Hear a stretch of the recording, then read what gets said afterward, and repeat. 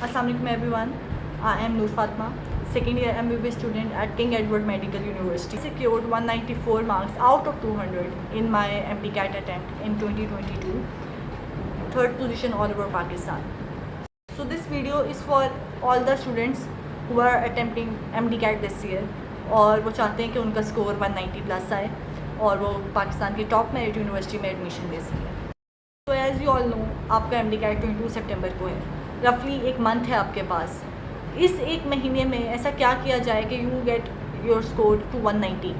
I am going to tell you some tricks that I applied in my last month. If I talk about my routine, सबसे पहले तो जो मेरा prime एक last month में मेरा एक रिचुअल होता था ना, वो ये होता था कि I use to attempt 2 FLPs per day. क्योंकि आपको पता है कि MDCAT is all about practice. जितना ज़्यादा आप प्रैक्टिस करते हैं उतना आपका स्कोर बूस्ट होता है। It's not all about only cramming the information, it's all about applying the knowledge. आपके पास नॉलेज है लेकिन आप उसको अप्लाई भी करें, बिकॉज ये बहुत एक बेसिक इशू होता है कि बच्चों में लैक ऑफ प्रैक्टिस की वजह से वो MCQs अटैम्प्ट ही नहीं कर पा रहे होते हैं। आई use to solve 2 FLPs, 1 FLP in the early morning and 1 FLP before sleeping. Now how I used to solve this FLP? I used to pick some past papers. Prime focus होता था मेरा past papers पे PMC के। जैसे अब आपका test PMDC conduct करें तो आप नम्स के पास्ट पेपर्स ले सकते हैं, UHS के पास्ट पेपर्स ले सकते हैं पिछले सालों के, या फिर और भी बहुत सारी एप्लीकेशंस हैं, बहुत सारे ऑनलाइन प्लेटफॉर्म्स हैं जिनसे आप पास्ट पेपर्स ले सकते हैं। One of them is premade. Premade is offering huge discount and it's a currently best online platform for solving, for practicing. You can have at least 60,000 plus MCQs, live video lectures and everything, and you can use my code NOOR15 for additional off. Coming back to the point, how to solve now FLP. आपने FLP एक solve कर लिया। मैं my time use to be, आपको paper में 3 hours मिलते हैं, पर I use to solve that FLP maximum 1 और 40 मिनट्स और 45 minutes. Like you can bound yourself to 2 hours, इससे ज़्यादा नहीं। क्योंकि पेपर में स्ट्रेस भी और होता है, एंग्जाइटी भी और होती है, और OMR शीट भी पेपर में थोड़ी और होती है। I got a sample of OMR sheet that I will add in the description box. You can download from there. That's very much similar to the OMR sheet given in the paper. अच्छा जी, OMR sheet आपने solve करना है और आपने 2 hours तक खुद को बाउंड रखना है FLP सॉल्व करते हुए। अब आपने FLP सॉल्व कर लिया, आपने चेक किया, आपका स्कोर आया 185। आप बहुत खुश हैं कि 185 स्कोर आ गया। यहाँ ये सबसे बड़ी आप मिस्टेक करेंगे। जो 15 MCQs गलत हुए उनका क्या? You should aim for 200 out of 200। It is a practical score. And हमारे सर हमेशा एक बात कहते थे कि टॉप जो होता है वो हमेशा खाली होता है। आपको हमेशा टॉप पे फोकस करना चाहिए। 200 आउट ऑफ 200 आज तक किसी का नहीं आया MDCAT में। You can be the first one to get it. आपको उस लेवल की मेहनत करनी है। तो आपने जो आपके 15 MCQs गलत हुए ना, आपने अपना एक रजिस्टर बना लेना, एक मिस्टेक बुक बना लेना। आपने वो सारे MCQs जो आपके गलत हो ना, consult from your book, consult from your notes, lectures देखें, गूगल पे सर्च करें। अगर कोई चीज़ नहीं समझ आ रही है, ChatGPT आज आपके पास मौजूद है, वहाँ पे सर्च करें, उस कॉन्सेप्ट को क्लियर करें। अगर कोई MCQ है बहुत डाउटफुल, अपने टीचर से कॉन्टैक्ट करें। और कोई ऐसा MCQ जो आपको लगे कि ये तो आउट ऑफ बुक है या ये आउट ऑफ लीग ही है, इसको समझना ही नहीं है, तो उस पर टाइम वेस्ट ना करें। स्मार्ट स्टडी करें, आपके पास टाइम कम है। इस तरह से आपने अपनी एक मिस्टेक बुक तैयार कर लेनी है जिसको आप पेपर से पहले रिव्यू करेंगे टेस्ट के लास्ट डेज में। एक और बात, समटाइम्स ऐसा होता है कि आप एक MCQ सॉल्व करते हैं और आपको लगता है कि ये थोड़ा डाउटफुल है मुझे, लेकिन आप लगा देते हैं उस MCQ को और वो बाद में सही भी हो जाता है। लेकिन जब आपने पेपर बाद में रिव्यू करना है, FLP अपना रिव्यू करना है, तो फिर क्या? फिर तो आपको पता ही नहीं लगेगा कि किस तरह वो तो डाउटफुल MCQ था, उसको तो इग्नोर हो गया एक तरह से वो। तो आपने जो आपको डाउटफुल MCQ है आपकी OMR शीट के ऊपर, आपने उस MCQ को मार्क कर लेना। That I use to do कि मेरी OMR शीट के ऊपर जो MCQ आया डाउटफुल, मुझे लग रहा है कि इस पर डाउट है, मुझे 2 में डाउट है या मुझे अपनी नॉलेज थोड़ी थोड़ी मिक्स हो रही है, तो I use to mark that MCQ ताकि मैं उसको पेपर के एंड में रिव्यू कर सकूँ। अब आ जाते हैं, एक FLP सुबह हो गया, एक रात में हो गया। अब बाकी के टाइम में किस तरह से सिलेबस रिवाइज़ करना है।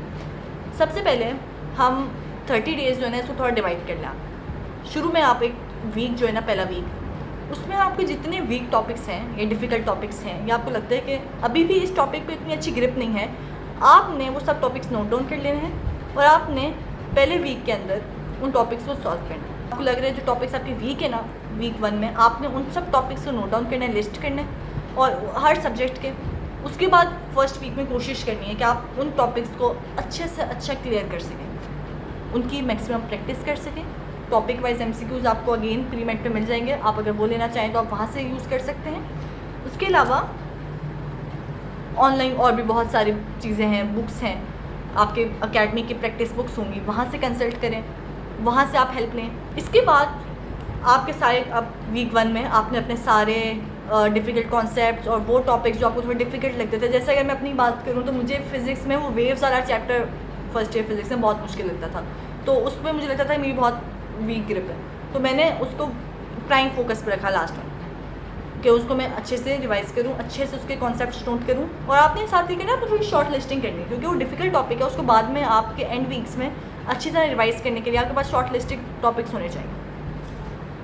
उसके बाद अब वीक 2 में आए, तो वीक 2 में आपका प्राइम फोकस होना चाहिए कि आप अपना फर्स्ट ईयर का सिलेबस कंप्लीट करें। अब आपने फर्स्ट ईयर का सिलेबस किस तरह से कंप्लीट करना है, जैसे अगर हम सब्जेक्ट वाइज बात करें बायो के लिए, तो बायो में आई यूज़ टू प्रेफर बुक, क्योंकि मुझे जो सेटिस्फेक्शन बायो में बुक से मिलता था वो कहीं और से नहीं मिलता। बहुत सारी अकेडमी की होती होंगी प्रैक्टिस बुक्स या प्रेप बुक्स होती होंगी, but I use to prefer the book.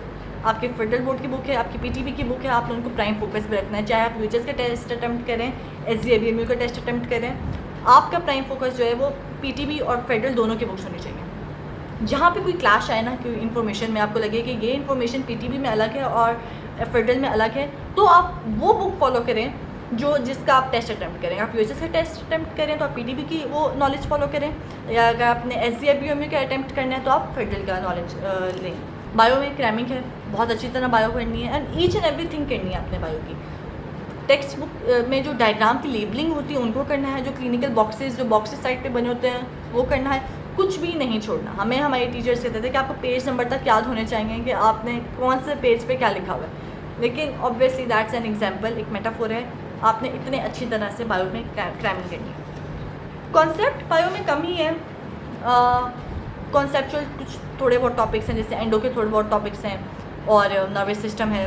इसी तरह से बायो के अंदर मेंस्ट्रुअल साइकिल है, वो थोड़ा कॉन्सेप्चुअल है, उनमें आपने वीडियोस वगैरह सुन लेनी है और अपने कॉन्सेप्ट्स क्लियर करने। इसके बाद आ जाते हैं फ़िज़िक्स के ऊपर।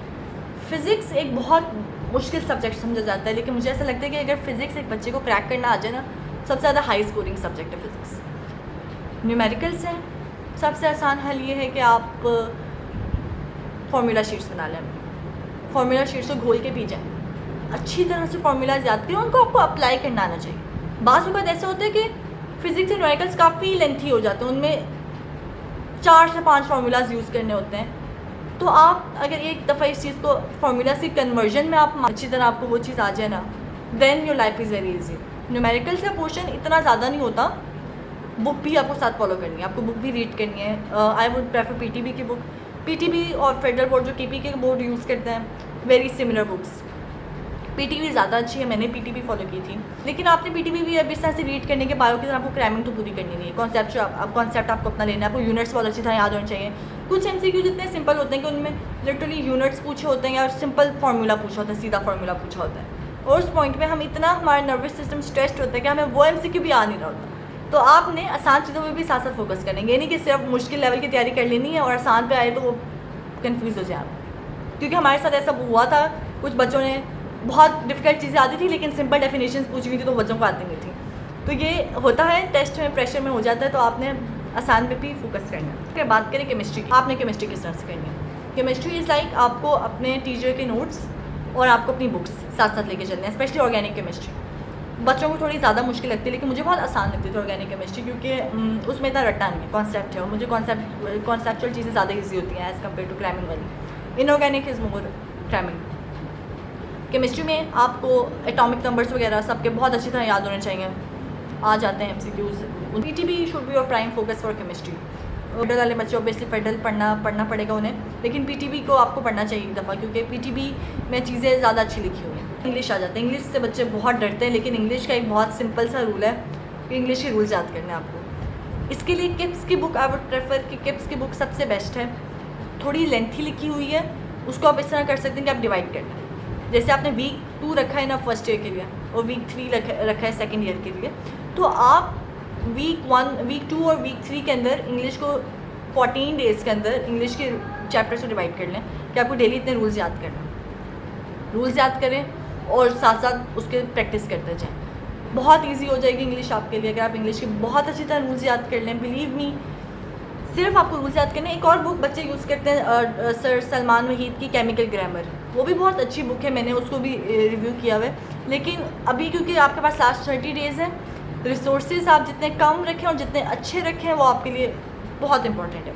एक ये भी गलती करते हैं ना कि बहुत सारी जगह डाइवर्ट हो जाते हैं और समझ ही नहीं आती कि कहाँ अब क्या करें, इतनी सारी चीज़ें हो गई, इतनी सारे रिसोर्सेज हो गए।